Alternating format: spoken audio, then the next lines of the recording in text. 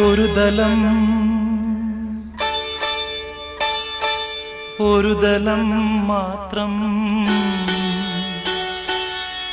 ദലം മാത്രം വിടർന്നൊരു ചെമ്പനീർ മുകുളമായി നീ എന്റെ മുന്നിൽ നിന്നു.